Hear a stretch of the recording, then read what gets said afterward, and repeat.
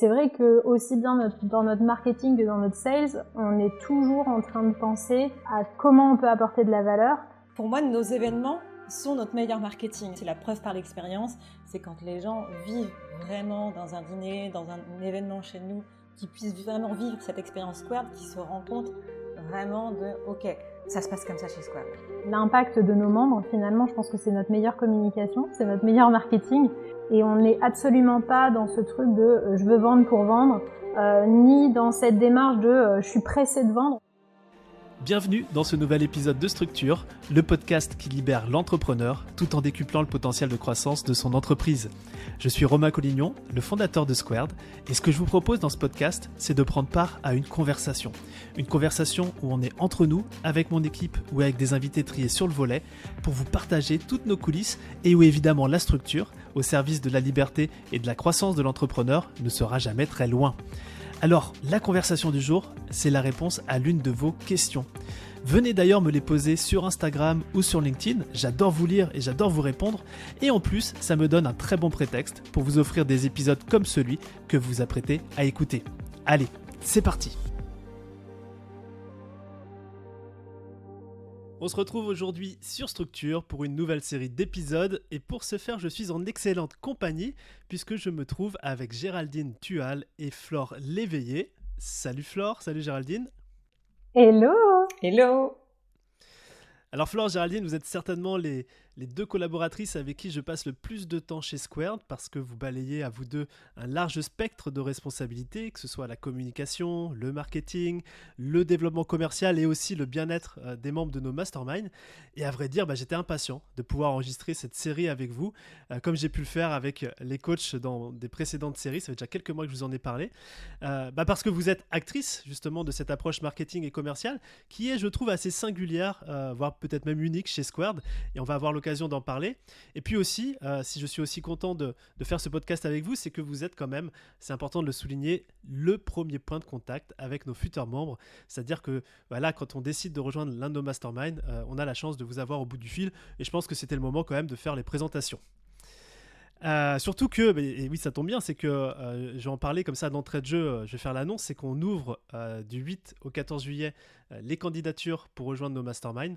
Donc si vous envisagez de nous rejoindre bientôt pour notamment la nouvelle promo de septembre, c'est le bon moment pour prendre contact avec nous ou j'ai envie de dire prendre contact avec Flore ou Géraldine. Voilà, je vous propose qu'on démarre notre premier épisode. Est-ce que vous êtes prêtes ? Ouais, carrément. Alors, premier épisode, on va discuter de marketing, on va discuter de vente. Et je pourrais commencer par dire que chez Squared, on n'a pas un pôle marketing d'un côté et un pôle sales de l'autre, ce qui est le cas pour la plupart des boîtes, c'est une organisation relativement typique. On a chez nous un pôle marketing, sales et marketing qui sont complètement intégrés ensemble. Et j'aimerais bien vous entendre là-dessus, puisque vous êtes au cœur de ce département. Si je vous donne ces deux mots-clés, marketing et sales, qu'est-ce que vous auriez envie de partager à ceux et celles qui nous écoutent ? Flore, je te lance et puis Géraldine, tu prends la balle juste après ? Allez, Ça marche. ça marche. Alors c'est vrai que au final, pour moi, ça me paraît très intelligent en fait d'avoir justement de pas avoir séparé ces deux pôles, pour la simple et bonne raison que finalement à chaque fois le focus il est toujours comment on va pouvoir servir au mieux et notre communauté à travers les personnes qui nous suivent sur les réseaux sociaux et notre communauté, nos membres chez Squared. Donc finalement le tout est toujours imbriqué puisqu'en plus on voit que d'année en année nos membres, même si ils peuvent quitter nos programmes, ils restent toujours dans notre écosystème, ils restent toujours dans la famille. Donc finalement on s'adresse aussi à eux dans notre marketing. Donc voilà, pour moi finalement c'est totalement logique que les deux soient imbriqués ensemble. Une personne, elle arrive, elle nous découvre, elle passe par nos programmes, elle repart mais elle reste quand même, on peut la revoir dans des événements. Donc finalement le tout est tellement imbriqué que ça aurait pas forcément de sens de séparer l'un et l'autre finalement. Alors quand on parle de marketing, qu'est-ce que tu mettrais derrière ? Alors dans le marketing, je mettrais notre communication sur les réseaux sociaux, le podcast, les emails marketing, notre chaîne YouTube, ce genre de choses. et toutes les campagnes de lancement qu'on va pouvoir faire. Voilà, je mettrai ça en priorité. Ouais. Et toi, Géraldine, comment tu vois cette approche ce marketing chez Squared? Ouais, alors moi, j'ajouterais encore un point finalement dans nos dimensions marketing. Pour moi, nos événements sont notre meilleur marketing. Parce que souvent, on parle beaucoup dans le marketing de preuve par l'image, donc on montre les réseaux sociaux. Et nous, ce qu'on a pu observer finalement, c'est que notre meilleur marketing, c'est la preuve par l'expérience.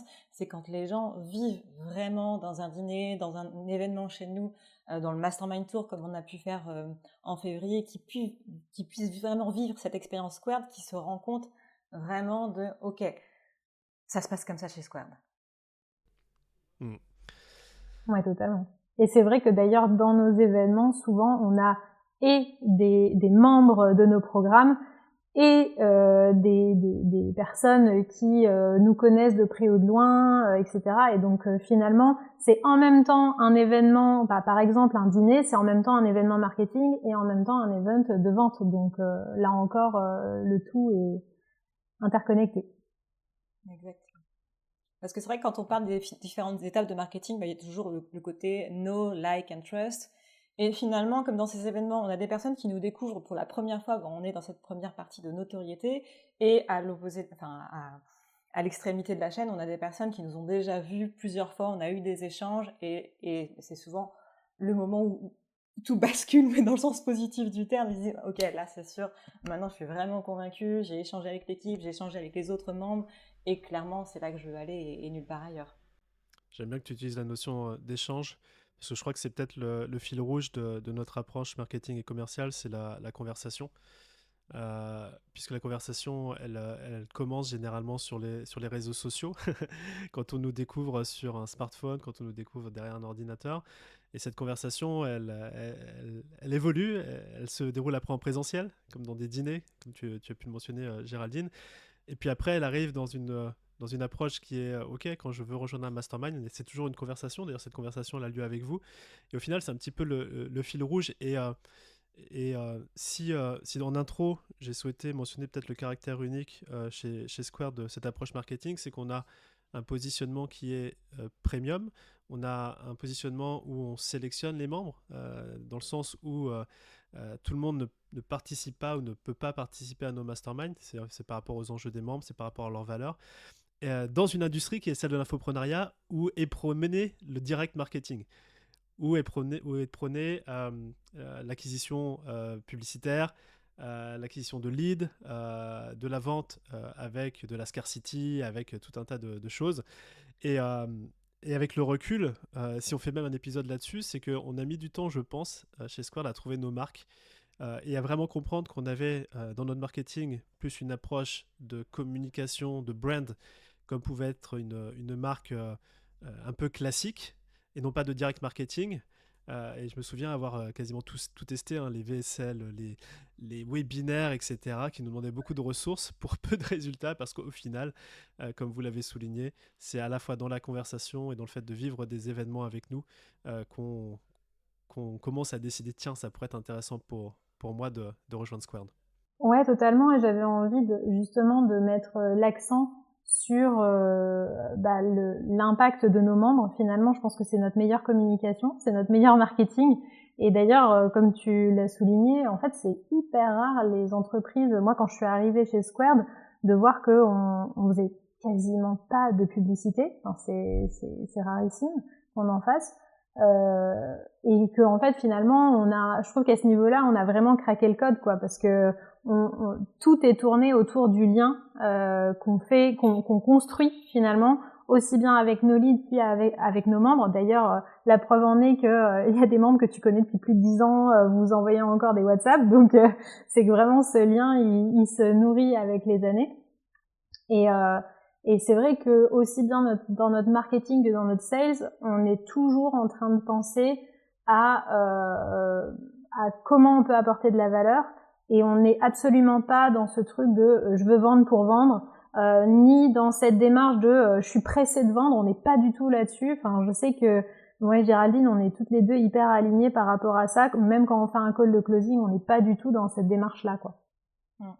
C'est intéressant d'ailleurs que tu parles de closing parce que, tu vois, Romain, tu parlais de webinaire, de VSL, closing. Finalement, en effet, c'est des termes et des techniques qui sont utilisées dans notre industrie. Et pour le coup, même si on prend l'appel de vente, pour moi, c'est pas un appel de closing. On est vraiment dans quelque chose de très conversationnel, vraiment d'enquête, de découverte de la personne, de bien comprendre qui elle est, et au-delà de comprendre ses enjeux, qui elle est, et c'est là où c'est différent je pense, des appels classiques. On est vraiment dans le pushy, vite, vite, vite, il faut faire rentrer la personne tout de suite. Là, non. On est vraiment, ok, on va être sûr que c'est le bon moment, et surtout, on va être sûr que cette personne-là, elle est la bonne personne pour rejoindre notre écosystème. Parce que c'est vraiment, on vend des masterminds, on est dans une communauté, donc chaque membre qui rentre, c'est un maillon de l'écosystème. Et nous, on ne peut pas avoir un maillon faible. Oh. Non, mais c'est hyper important en fait que ce maillon, il soit aussi important, qu'il partage les valeurs des autres membres, qu'il apporte autant qu'il va recevoir. Et je pense que c'est pour ça qu'on a un process qui va être peut-être plus long que ce qu'on peut observer dans notre industrie habituellement. Oui. Et j'ai trouvé un mot, et là je le fais en direct live, mais en fait on fait pas du closing, on fait du fitting. Ouais, totalement. On verra si ça sera repris dans l'industrie. Ah, c'est pas mal ça. Ouais. Mais en réalité, c'est ça, c'est-à-dire qu'effectivement, à travers l'enquête, comme tu le mentionnes, Géraldine, quand il y a Alors, peut-être déjà le marketing, je pense que c'est intéressant, c'est de se dire, tu parlais du know, like and trust, c'est à travers le contenu, la valeur qu'on partage et justement documenter tout ce que l'on fait avec nos membres, on attire des personnes qui nous ressemblent et avec qui on peut et on a envie de bosser. Et on va avoir aussi tendance à repousser un peu naturellement des entrepreneurs pour qui, enfin voilà, qui ont des valeurs différentes et qui vont pas s'épanouir chez nous. Et je crois que déjà, c'est un petit peu comme un tamis, c'est-à-dire qu'à travers le marketing, on va venir sélectionner. Et c'est vrai qu'il est rare, et vous allez me dire si je me trompe, que lorsque vous avez quelqu'un justement pour un call de fitting, que vous tombiez sur quelqu'un qui soit complètement décorrélé de ce que l'on propose. Généralement, quand même, il y a, ce sont potentiellement des. Alors peut-être que la maturité business n'est pas encore assez avancée pour pouvoir rejoindre nos masterminds, mais sinon, en termes de valeur, on s'y retrouve.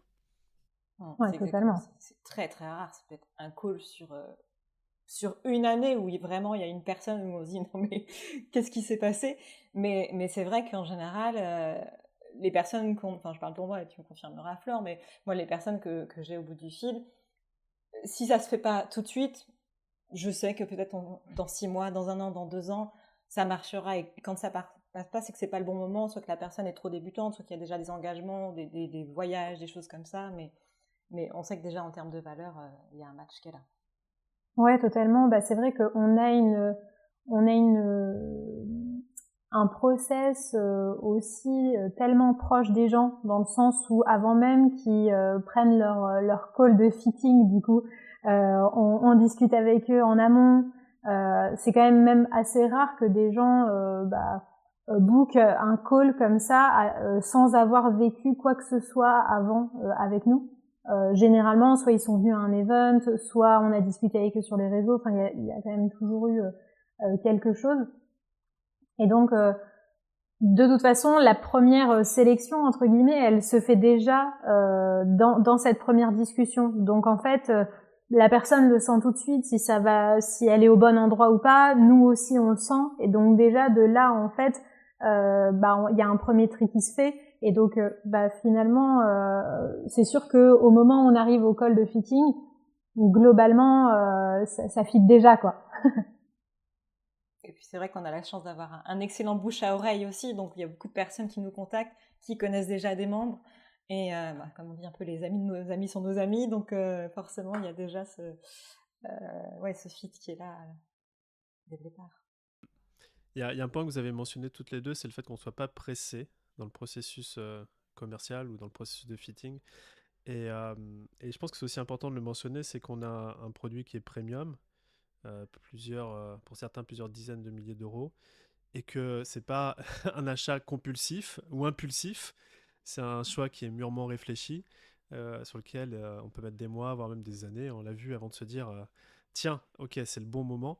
Et quand ça, en fait, on privilégie toujours le lien, tu l'as dit Géraldine, et la relation avec les conversations, pour que quand c'est le bon moment, en fait, on soit là. Mais c'est un processus qui est relativement long. Et je sais que là, on parle de marketing, on parle de vente. Et je sais aussi que nous, on attache beaucoup d'importance au follow-up, à garder le lien, à toujours être présent dans la relation, à apporter, que qu'un entrepreneur devienne membre de nos masterminds ou non, parce que dans tous les cas, notre valeur numéro un, c'est le succès de nos membres avant notre propre succès, mais j'ai envie plutôt aussi de dire c'est le succès de la communauté infoprenariale avant notre propre succès. J'irais peut-être creuser un peu sur... je vous ai introduit dans ce podcast comme les deux collaboratrices avec qui je passe le plus de temps. Comment vous pourriez un peu raconter comment se passe notre collab, que ce soit en marketing ou en vente? Très bien. C'est vrai qu'en fait, ce que je me disais tout à l'heure, vous êtes aussi forcément les deux personnes avec qui j'échange le plus. Déjà, si on passe d'un point de vue très pratique, parce qu'on parle de ce marketing depuis le début, mais qu'est-ce que c'est et concrètement comment on le fait? Eh bien, déjà, tous les lundis, on se réunit ensemble pour échanger voilà, sur le plan marketing, le plan commercial. Et ce qui est intéressant, c'est que on va regarder à la fois, bien sûr, l'ongoing, le quotidien, et si on parle des membres, c'est aussi, tiens, en fait, avec qui j'ai échangé cette semaine, comment ça s'est passé, est-ce que tu le connais, qu'est-ce que tu ressens aussi de cette personne. Donc, il y a vraiment, en fait, je pense qu'on est tous impliqués finalement sur qui peut rentrer, je parlais d'écosystème, qui peut rentrer dans la famille Square, donc il y a ce côté-là, et puis il y a toujours aussi cette prise de recul okay, sur la stratégie, forcément stratégie marketing et commerciale, et avec toujours, et tu l'as mentionné tout à l'heure d'ailleurs Romain, sur une valeur qui est hyper importante, c'est le succès de nos membres avant notre succès. Et ça, c'est quelque chose qu'on replace toujours, que ce soit dans le marketing, dans le commercial, mais aussi dans la construction des offres, dans l'accompagnement quotidien, et qui fait une différence fondamentale, je trouve, dans notre approche par rapport à ce qu'on peut trouver de manière traditionnelle. Ouais. Et en vrai, quand ça nous est arrivé de faire l'inverse, genre de se dire ok, on le fait, en fait, ça n'a jamais marché. Donc, exactement. en réalité, ouais, ok, d'accord. Toi, Flore, tu vois ça comment notre collab? Alors, il y a plein de choses qui se bousculent. Forcément, déjà, ce que je trouve extraordinaire, c'est la liberté et la confiance que tu as en nous. Parce que c'est sûr que on arrive... comment je pourrais dire ça on a une totale autonomie. Ce qui fait, et je pense que c'est aussi dans les profils que tu recrutes chez Squared, on est tous investis par la même mission. Et ça c'est incroyable. C'est ce que tu disais, Géraldine, mais au final, on a tous cette envie que nos membres réussissent, qu'ils se sentent bien, qu'ils se sentent à leur place. Et pour nous, c'est hyper important de participer et de contribuer à cette famille. Et donc, je pense que ça se ressent même à l'intérieur même de l'entreprise.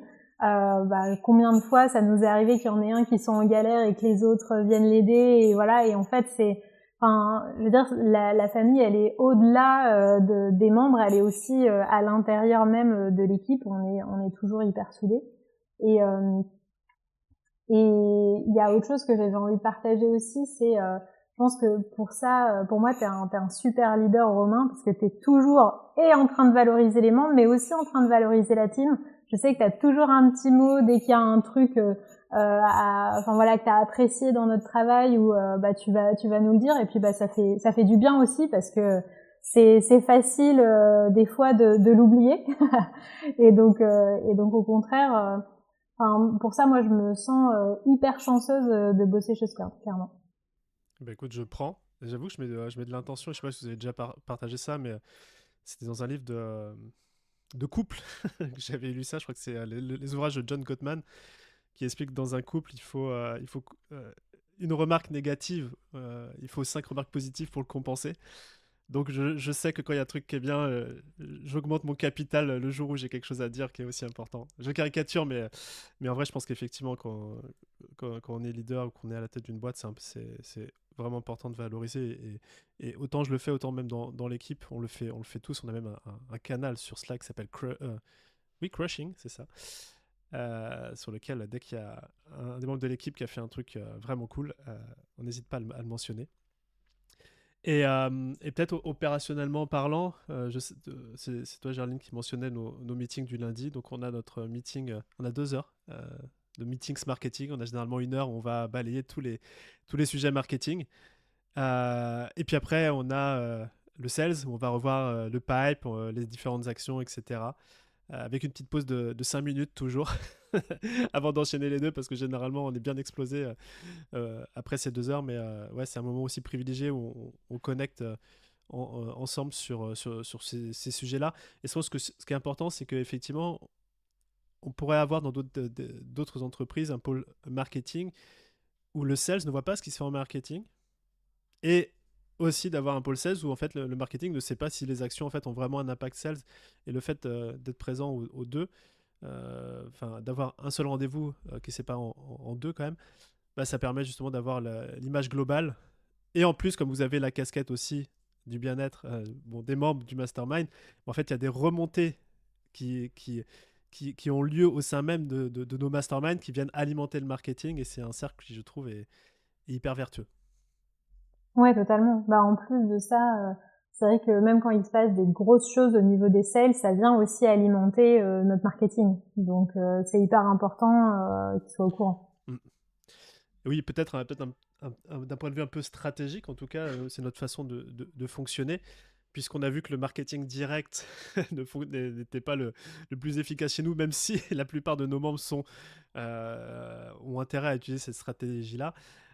C'est qu'on a au cours de l'année ce qu'on appelle des périodes de baseline, où dans notre communication on va apporter du contenu, on va apporter de la valeur, on va développer ce fameux know, like and trust. Et puis à un moment donné quand même, parce que sinon ce marketing là il est un peu plat, on essaie d'organiser ce qu'on appelle des éclipses médiatiques, un terme que j'ai piqué et que je reprends de Geneviève Gauvin lorsqu'elle avait eu l'occasion de le mentionner à l'un de nos masterminds, sur laquelle on va créer un événement pour venir polariser le marché, pour donner aussi une raison timée dans le temps à de futurs membres de nous rejoindre. On peut penser à la Mastermind Week qu'on a organisé en décembre dernier, ou le fameux Mastermind Tour aussi dont tu as parlé, Géraldine. On essaie comme ça de créer l'événement pour en plus de cette baseline capitaliser sur polariser le marché sur ce que l'on fait. Et je trouve qu'on a trouvé un bon équilibre en faisant comme ça. Ouais, totalement. Et d'ailleurs, parce que ça, c'est un truc quand même qui m'a beaucoup marqué dans notre marketing, justement, et que tu m'as beaucoup rappelé au démarrage. Et je pense que c'est quelque chose que très très peu de personnes font sur les réseaux sociaux, notamment. C'est notamment d'aller à la pêche et non pas à la chasse. C'est quelque chose que tu m'as beaucoup rappelé. Je sais pas si tu t'en C'est un rappelles. vieux truc, ça. Mais oui, je raconte depuis très longtemps. Ouais. Mais effectivement, c'est vrai que et c'est ce qu'on voit dans beaucoup de marketing un peu agressif où on va y aller, enfin voilà. Et nous, c'est tout le contraire qu'on fait, même quand on fait des éclipses médiatiques. On laisse les gens, enfin on tend une perche, mais on laisse la personne la saisir ou pas, et on n'est pas du tout même si on va revenir aux news une fois, on va jamais être dans un marketing pushy, dans des messages pushy pour inciter la personne à venir à notre event. Enfin, c'est pas du tout notre philosophie, et justement, c'est ça qui fonctionne. Ouais, puis c'est en corrélation avec de toute façon toutes les entreprises qui sont dans le luxe, qui sont dans le premium. Tu verrais pas un Louis Vuitton aller alpaguer dans la rue. Les gens venaient acheter un sac, venaient acheter. Donc ça fait partie aussi du marketing. Par contre, ce que tu as dit, effectivement, tendre des perches, ce qui est important aussi, c'est de savoir tendre des perches régulièrement, pour que quand c'est le bon moment, on puisse la saisir. Chouette. Est-ce que vous avez d'autres compléments sur l'approche marketing, sales, dont on n'aurait pas parlé? Parce que sinon, j'ai une petite question bonus pour la fin de l'épisode. Question bonus. Pour la question bonus. Question bonus. La question bonus, parce que je pense que c'est intéressant, vu que c'est notre premier épisode de la série, c'est qu'on puisse comprendre comment vous êtes arrivé chez Squared, ce qui vous a attiré, qu'est-ce qui fait que vous aimez y bosser. Je vais faire un petit disclaimer quand même, parce qu'effectivement, Flore, tu parlais de la liberté, la confiance et l'autonomie dans vos rôles. C'est aussi, en tout cas, moi je suis à l'aise avec cette approche-là avec vous, c'est parce que vous avez été aussi entrepreneur, et vous êtes toujours entrepreneur dans votre façon de travailler. Donc je spoil un petit peu la suite, mais est-ce que je sais pas, l'une d'entre vous pourrait partager un petit peu comment vous êtes arrivé, et comment ce que vous appréciez en tout cas chez Squared. Ouais, je peux démarrer si tu veux. Déjà, moi, j'ai découvert Squared, c'était en 2019, 2019, et je suis rentrée en fait en tant que membre, non pas de l'équipe, mais membre d'un programme qui s'appelait à l'époque l'incubateur 56, qui est l'équivalent de la prépa 67.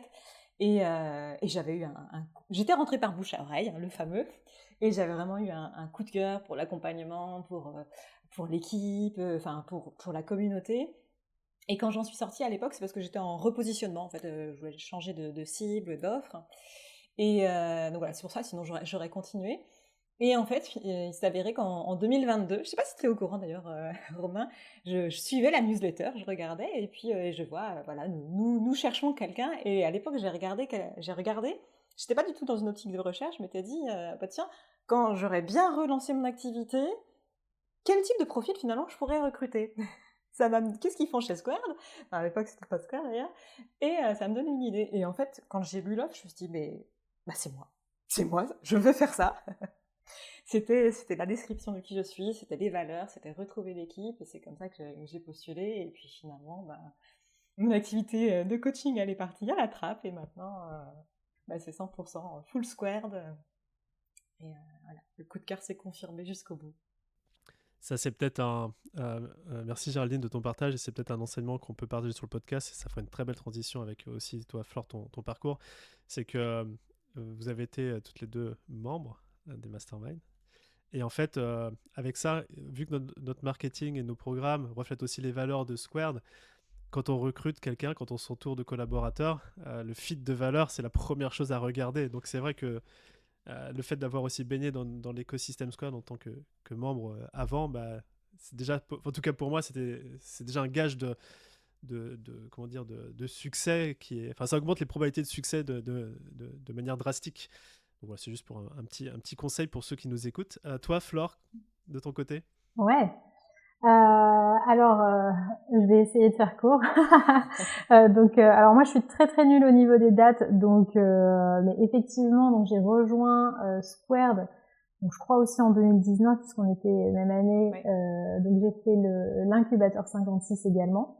Je me rappelle à l'époque, j'avais vu une story d'une influenceuse célèbre dont je ne citerai pas le nom, mais qui était passée par les programmes, et je m'étais dit, oh, je veux faire ça. Je me suis dit, en fait, je veux la rencontrer, donc je veux faire partie du Mastermind 67, mais à l'époque, j'avais pas le niveau pour le Mastermind 67, donc je suis rentrée dans l'incubateur 56, et en quelques mois, au final, ça a été hyper rapide, ça a débloqué plein de choses, et donc je suis passée de 30 000 euros de chiffre d'affaires à plus de 100 000 euros de chiffre d'affaires, donc génial. J'enchaîne ensuite avec le Mastermind 67, voilà, dans la foulée. Pareil, c'est incroyable, et là je passe de 100 000 à près de 500 000 euros de chiffre d'affaires, donc là encore super contente, je rencontre plein de gens et vraiment je m'éclate, et je prends conscience aussi de plein de choses, et notamment une question qui revenait régulièrement, c'était pourquoi tu fais ce que tu fais, tu vois, c'est quoi la mission, le grand pourquoi qui t'anime. Et là le truc c'est que cette question, j'arrivais pas vraiment à y répondre. Je faisais ce que je faisais parce que ça marchait. Et pourquoi arrêter quelque chose qui fonctionne, ça n'a pas de sens. Et donc j'ai continué à développer ma boîte avec ce truc de je sais pas pourquoi je le fais, mais juste ça fonctionne, donc je continue. Puis en plus, j'avais eu un peu la chance entre guillemets de me lancer au tout début en 2016 quand même, donc sur les réseaux il y avait pas grand monde, dans ma niche il y avait personne. J'avais bien lancé mon produit, et pile à ce moment-là, il y a eu le Covid. Enfin bref, donc ça a pas mal aidé aussi à la croissance de ma boîte. Ouais. Voilà, exactement. Et voilà, le truc, c'est qu'à un moment donné, quand on n'a pas un pourquoi qui est fort, ça devient difficile de se lever tous les matins, même si on se dit ouais, je suis en route pour le million et machin, là. Et donc à un moment donné, je trouvais plus de sens dans ce que je faisais.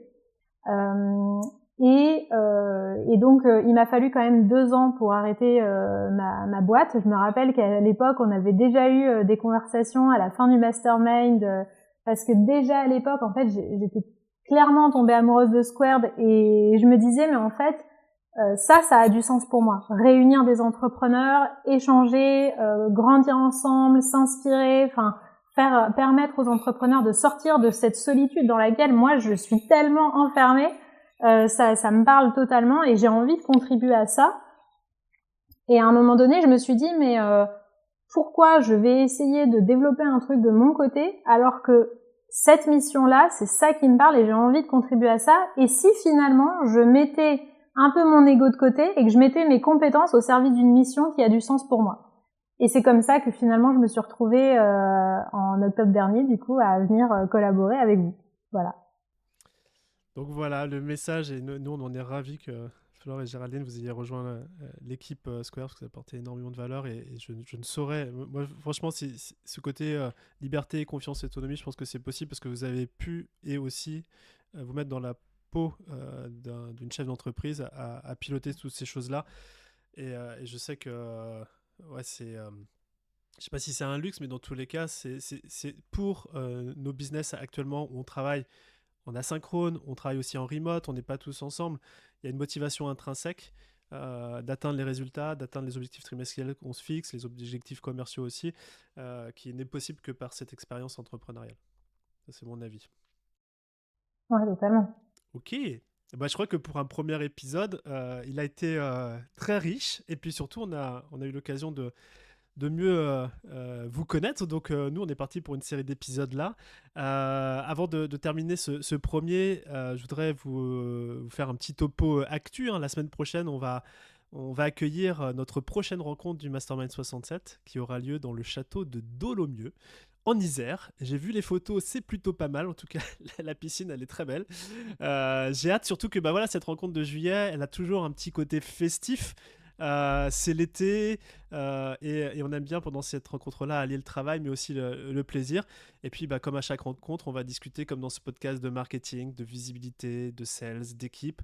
Et moi je vous invite là, si vous nous écoutez sur le podcast, à suivre tout ça sur les réseaux sociaux et notamment sur Instagram, le marketing, où on aime documenter avec nos stories ce qui s'y passe, les leçons qu'on y apprend, etc. Et puis, comme je l'ai dit en intro de cet épisode, si vous sentez aussi qu'il est temps pour vous de nous rejoindre, on va ouvrir très prochainement les candidatures au Mastermind, que ce soit le Mastermind 67 et sa prépa 67, le Mastermind 78, et les candidatures elles sont ouvertes du 8 au 14 juillet. Donc c'est très bientôt.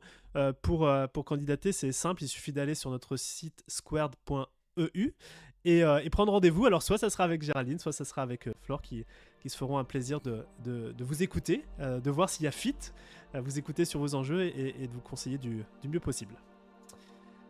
À très vite. À très vite. Merci.